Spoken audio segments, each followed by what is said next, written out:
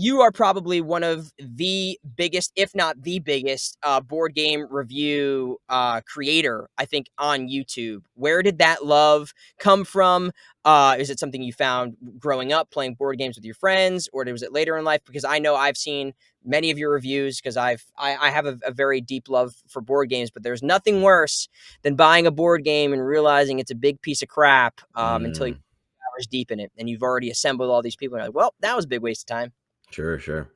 Uh, yeah, my enthusiasm for it, it definitely was later in life. Although it's funny, like I loved board games as a kid. I would get them from garage sales and all sorts of things, and learn all the rules and play them. So um, I just didn't know that there were like designer board games for adults until this would have been, oh man, maybe 2014 or something, 2013. Like I remember specifically at Otakon in Baltimore, I discovered a game called Forbidden Island, if you've heard of that game. I have. Yeah, yeah, it's a very fun little co-op game by the Pandemic creator, and we just bought it because the cover looked funny, and we're like, yeah, let's just try this game, and then we loved it, and then I was like, oh man, are there more games like this? This was just, I just grabbed it at a Barnes and Noble, and so it started this.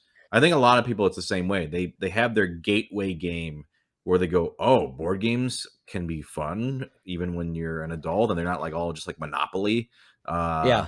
and so it just became this hunger of what else is there, and then you seek out other game stores, and then you find Board Game Geek, which is a great website for finding more board games, and Yeah. now at this point, I recently crossed the 1,000 different games played threshold. So uh, Whoa! yeah, so it's really evolved over the years and has become probably my main hobby is the board games. So rather than asking you the question that I'm sure everybody asks you, which is what is your favorite board game? I'm going to ask, what is the game you would recommend to people who a group of people, let's say 4 people that are fans of Catan maybe, Mm. and they're looking for a similar experience. Okay. Are they experienced players or relatively new? Let's go with relatively new for the sake of probably what most people would say. Okay. And are they looking for something harder, simpler? Listen, I'm just sort of gauging the temperature here. Like, Let's is this their new go. players are like, I want to try something a little more, or are they what are they looking for? Okay, so let's play this hypothetical situation here. Me and my 3 friends, we've enjoyed Catan. We have a lot of fun playing, but we're ready to take this up another notch, a little bit more difficulty, maybe a little bit more understanding of the rules if we have to, more elements involved. Mm, Like, what's that next step you think in terms of like getting more serious about the intricacies of what some board games have to offer? I would say I'll throw you a few titles, like just like on levels of sort of complexity. Because when I think Catan, because I'm actually not like a huge fan of Catan. Like I think it's all right. I think there Uh-huh. are better games, some of which I'm gonna say here. Um, if you want stuff like, let's say you like the sort of collecting materials and uh like that sort of thing, you could like a pretty dense game, but if you know like do you know the game Agricola?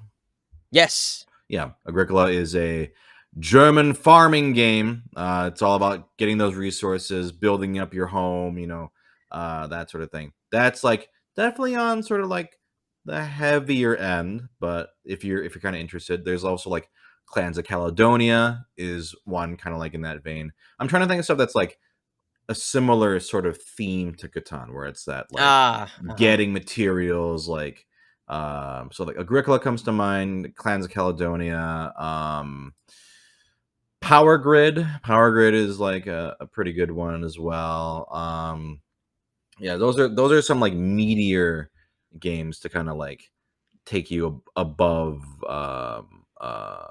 Catan, I guess. Ah, those are ones I haven't heard of, so I'm definitely gonna have to check those out. I mean, I mean, Mhm. I'm not a huge Catan fan myself either. I think there's like probably my favorite board game is Mice and Mystics, which is kind of like Oh, a yeah, yeah, I yeah. don't know, yeah, mixture of like a dungeon crawler meets I don't really know how you'd classify it. I'm not the right person It's like a to story-based, yeah, dungeon crawler. I've only played, yeah. like, the first chapter, like, at a game store, but I enjoyed it. Mm. Yeah, yeah, yeah. Yeah, it's fun. It was, you know, it had all the elements of the things I like. Like again, like dungeon crawling, kind of like a little bit of D&D aspects to it, like role playing in a way where you're playing you know, you have like basically there's like dialogue that's happening between characters and story. Mm. Yeah, that's my jam. I wish there was more. I mean, I'm sure there are more games like that, but I haven't had I an know that experience. creator did, they might be more kid-oriented, but there was, like, Stuffed Fables I heard was pretty good. Mm. He also did a game that I actually did a voice for, called Familiar Tales. Same publisher as well, Plaid Hat Games, but I haven't played these games, but, Ah. I've heard they're good. Um, Huh. so